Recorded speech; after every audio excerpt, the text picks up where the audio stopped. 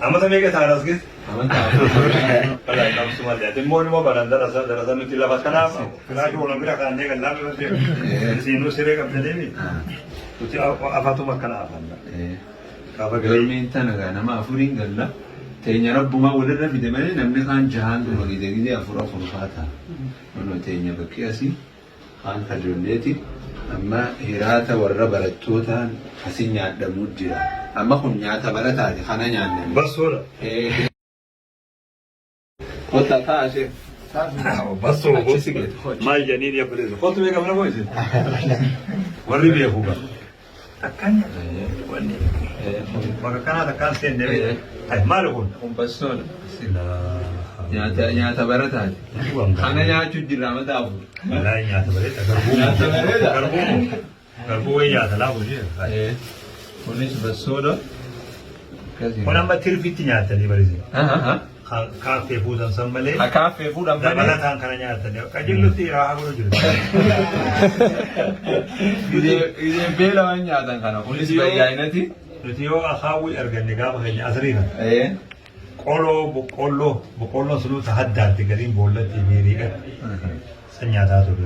Biddeen kana nuti yoo garri gaafa dubbii birooti biratti. Darajaarraa olaanu.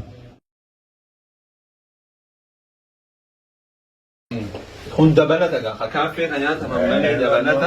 Tirfii jirta bara. Akka gaarii nyaatu jirta. Akka eegalaashee. Akka rabbi. Nuti gaafa dargummaa jirru. Asrii kana akaawwii boqqolloo haddaan beektee boolla yoo sanillee argame akka kudha jaha moo kudha shan akkasitti qiyame. Isaan afaan afaan lakkoo jedhanii taifii fi bukaana keessa. Mata kudha jaha waan dhiyaatu. Akkasii beeku. Nama kudha sadiin nyaata nama shanii nyaata. Nyaanni sunuu biddeena lama qaqallaa akkanaa.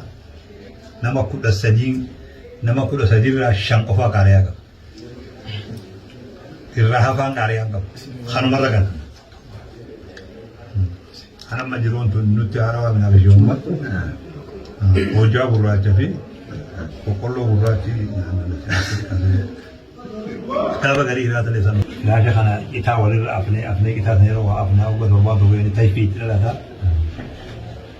Hedduun ittiin qaatu yoo kuma nuti hin dhagahamu waan ajaa'ibaati.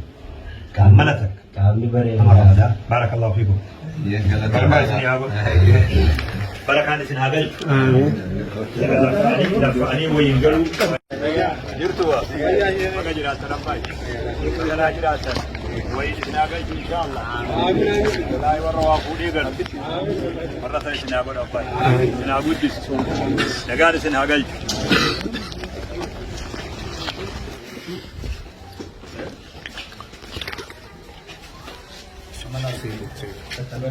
أنا يسأل أجب بليلة